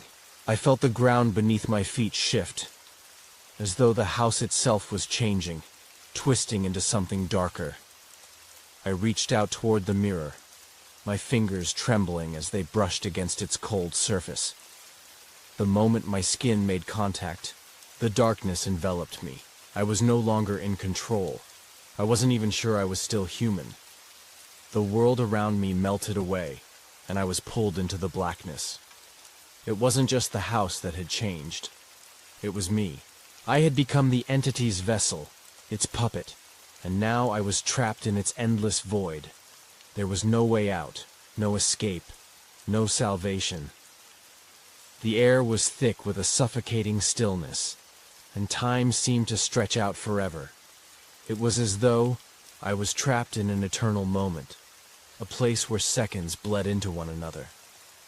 My body no longer felt like my own, and I couldn't remember the last time I had felt alive. The entity had taken everything from me, my identity, my humanity, my connection to the world. It had claimed me completely, and now I was nothing but an instrument of its will. I could feel its power radiating through me, but there was also something else, something darker, deeper. It was as if the curse had gone beyond me, beyond the house, and now it was reaching out, infecting the world beyond.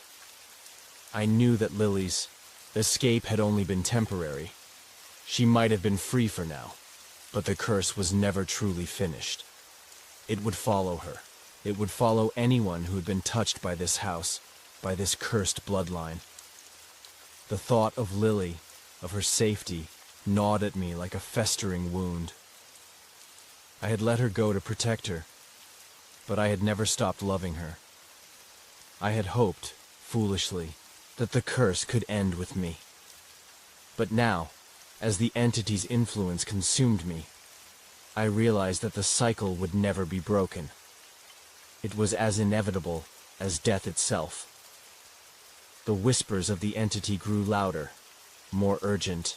It was demanding something from me. It wanted me to give in completely, to accept my fate without resistance. And for a brief, fleeting moment, I almost did. The temptation was overwhelming, the promise of power, of control, so enticing. But then, in the deepest recesses of my mind, I heard a voice, a memory of who I had once been, a glimpse of the person I was before this curse took root. It was Lily's voice, soft and gentle, telling me that I wasn't alone, that we could fight this together. I clenched my fists, the strength of my old self rising up within me. I had to resist. I couldn't let the entity win. I had to protect Lily, even if it meant sacrificing myself completely. The house seemed to pulse with the entity's energy, the walls alive with a terrible hunger. It was as though the very structure of the building was feeding off the curse, growing stronger, with every passing second. I knew what I had to do. With every ounce of strength I had left, I stumbled toward the basement. The mirror, the heart of the entity, was calling to me, but I wasn't sure if I could stand against it anymore. The weight of the curse was unbearable, crushing me under its might. As I reached the basement, the air grew colder, and the shadows deepened, swallowing everything in their wake. The mirror loomed ahead, its surface rippling with an otherworldly energy. The reflection that stared back at me was no longer my own. It was the entity, twisted and vile, its dark eyes glowing with malice. I took one final step forward, the mirror's pull becoming stronger. But just before I could touch it, a voice rang out. Lily's voice. "Don't!" she cried, her voice breaking through the fog in my mind. I turned, my heart leaping in my chest. Lily was standing in the doorway, her eyes wide with fear and determination. She had come back for me. "Lily," I whispered, my voice cracking. "You shouldn't be here. It's too dangerous." "I don't care," she said, taking a step toward me. "I couldn't leave you like this. We're in this together. You don't have to do this alone." Her words hit me like a jolt of electricity. She was right. We had always been together, Even through all the horrors, all the darkness, we had always been a team. With a final, desperate push, I reached out, toward the mirror. But this time, Lily was beside me, her hand in mine. Together we faced the entity, and together we would fight. The mirror shattered. The darkness cracked. The entity screamed in fury, its form writhing and twisting in a frenzy. But it was too late. The curse had been broken, shattered by the strength of our bond. The house began to tremble, the walls shaking violently as if they were being ripped apart. The air was thick with energy, and I could feel the entity's hold on me fading, slipping away. I collapsed to my knees, gasping for air. Lily was beside me, her face pale but determined. "We did it," she whispered, her voice trembling. But even as we celebrated our victory, I knew the battle was far from over. The curse had been broken, but the darkness was still there, lingering in the shadows. The entity had been defeated, but it would always be a part of us, a part of our story. As the house crumbled around us, I realized that this was only the beginning. The true end would come later. But for now, we had won. And that was enough.